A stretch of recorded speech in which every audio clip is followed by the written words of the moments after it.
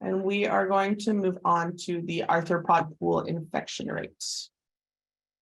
So again, we'll go to tools, calculators, leave because we don't actually need to save any of that.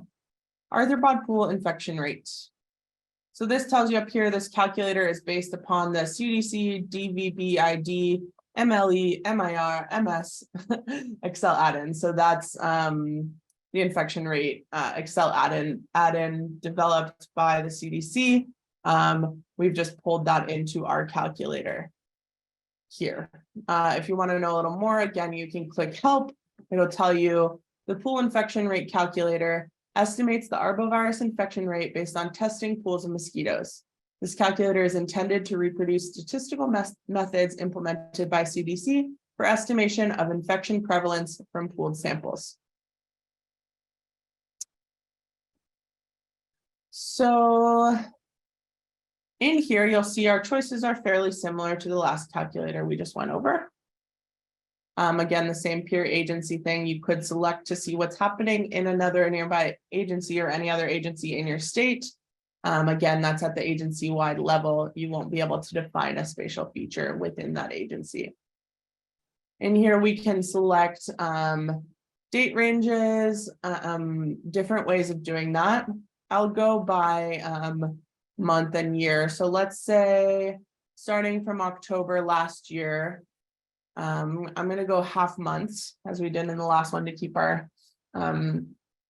numbers a little lower and our calculator running faster for the purposes of this training. And then this number of date periods means how many date periods starting at this date that we have selected, how many date periods moving backward do we want to capture in this analysis? So if you're using months, 12 would be 1 year. Since we're using half months, 24 is going to be 1 year. Say we want to capture what's happening in 2 years from this time, let's say 48. Sure. Again, here we can select features the same way, site groups, regions, specific sites. We can select features that we have defined for our agency, or we can create our own polygon if we want to. But again, that polygon we create here is not going to be saved as a spatial feature for use later on. So you really want to go into spatial tools and define those spatial regions for you to use if you want to reproduce or reuse that area for analysis over time. So let's just add, we're going to go back to our Midtown one we had created earlier. And then maybe we'll even just add some others. Let's add Arden and we'll add Davis. And you'll see we have these different features. Great. I'm going to treat them all together just so we have more data in here to look at, but that's up to you if you want to treat them independently. Our target virus is West Nile. If you're interested in others, you can change that. And then whatever species we're interested in looking at. So if we're interested in Tarsalis or the Pipiens complex here in Sacramento, and looking at infection rates for those species, let's look at both of them and we're going to treat them independently. We can go to all available. Of course, we're not testing males for infection. We can go all available. We're not testing these either. Or you can go in and select females. I'll just select all available. Again, we can go to trap types. And I'm gonna also just do the CO2 trap for this one. Okay, and then we get back to potentially also a little confusing is our point estimate and statistics that are going on here. So when you look at this drop down, many of you will be familiar with MIR, so minimum infection rate. And in the past, that's what we've all used. Basically what it means for every positive pool of mosquitoes, assume that one mosquito in that pool is infected. So when prevalence is low, we expect that to probably be true. There's probably not more than one infected mosquito per pool. However, when prevalence starts to rise, you would maybe expect to start getting more than one infected mosquito per pool. And we want to be able to capture that. And so that's what this bias corrected maximum likelihood estimate is doing. And this is what the CDC recommends that we use. And that's why it is our default. So this MLE and bias corrected MLE allows for the possibility that there could be more than one infected mosquito in a pool, which is likely when prevalence gets high.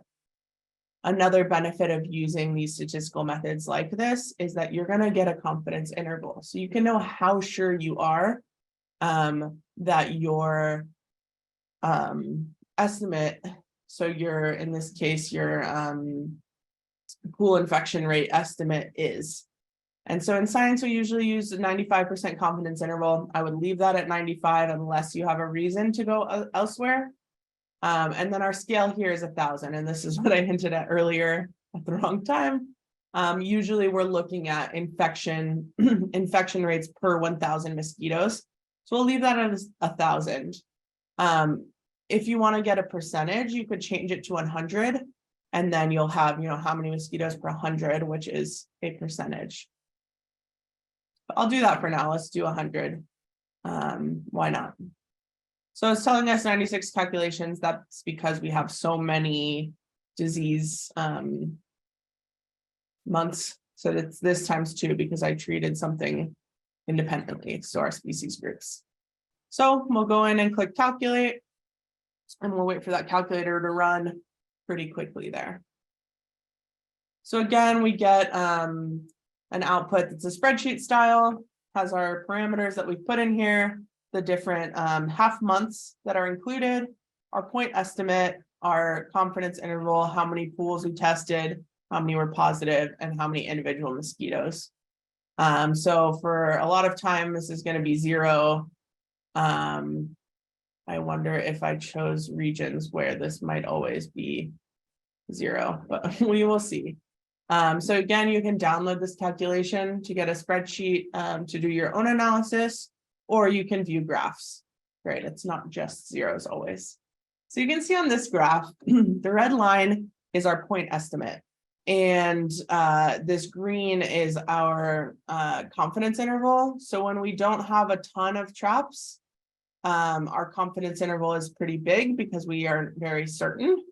But when we have a lot of traps, these confidence intervals get smaller. So we can look at that. This is for Culex tarsalis, and we can also look at that for pipiens. So that can give us an idea of our infection rates. So the values that you get from this can be super helpful in determining your risk estimates. So these might be state specific. In California, we have a surveillance and response plan that has a risk assessment where we can translate and understand what these numbers mean and determine if any action is needed.